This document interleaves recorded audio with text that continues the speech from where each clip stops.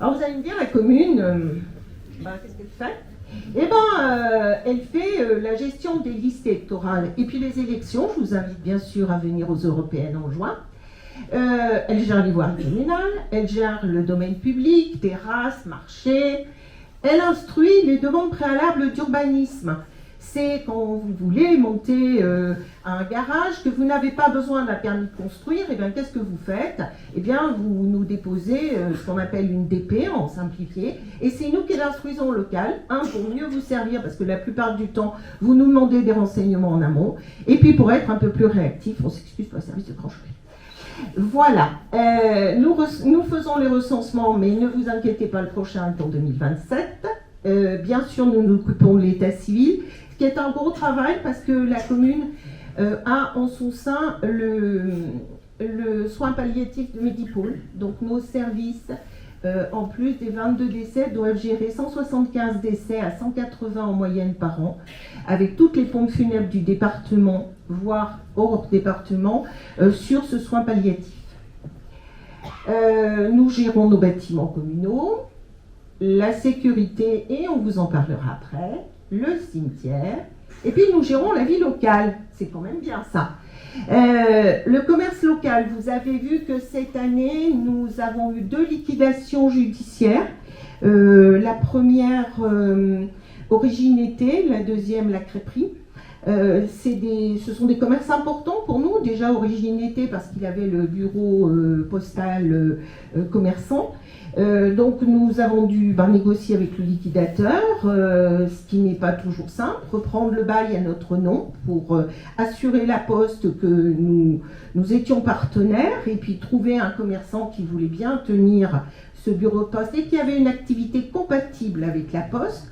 Donc c'est ce que nous avons fait, donc ouverture, fermeture fin mai, ouverture début octobre de l'activité de seconde main, de vente de vêtements de seconde main, et puis ouverture novembre du bureau de poste.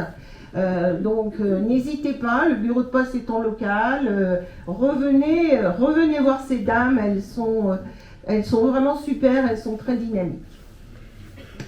Nous nous occupons de l'animation locale, donc ce qui comporte nos vendredis en musique toute la saison estivale, ce qui comporte ici l'occupation et la culture dans cet espace. Nous avons entrepris de travailler différemment pour être plus en proximité par rapport à vous, parce que nous pensions que cette salle, elle a été payée par vous, donc on veut que les gens qui soient ici soient des Chalésiens et utilisent. Donc nous avons fait des tarifs attractif en disant, nous avons entendu que les familles avec enfants, c'était plus facile d'aller à notre cinéma à 4 € par personne que de venir ici. Donc on fait un tarif gratuit au moins de 7 ans, entre 7 et 18, 7 €, entre 18 et 25, 10, et puis le tarif de 15 € pour le reste de ceux qui n'ont pas l'âge requis. Donc venez, c'est une salle qui a été faite pour vous et qui réclame votre présence, parce que nous évoluons vers un changement de paradigme. Nous invitons des artistes locaux et nous essayons de les faire monter et de promouvoir la culture locale. Je pense que tout le monde a identifié, pour ceux qui avaient besoin, notre nouveau centre du CCAS qui est au rez-de-chaussée de la résidence Beau Séjour. Donc je pense que tout le monde connaît. Merci à Marie-Christine de tenir sa permanence les vendredis matins en mairie. Et puis nous avons aussi les conséquences de l'urbanisation.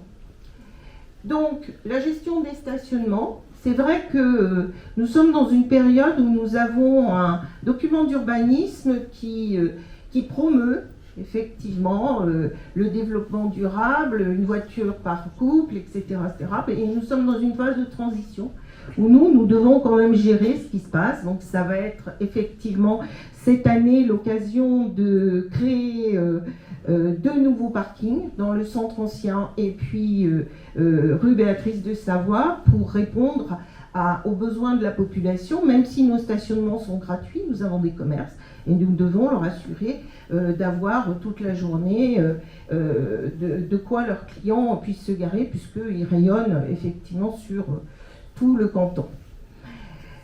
Nous anticipons les besoins du pôle enfance, et mon adjoint vous en parlera tout à l'heure, et puis le questionnement des populations. Et nous vous invitons au Forum de l'Habitat que nous organisons le 3 février 2024 avec une gestion par l'Agence alpine des territoires et des ateliers pour envisager la densification autrement.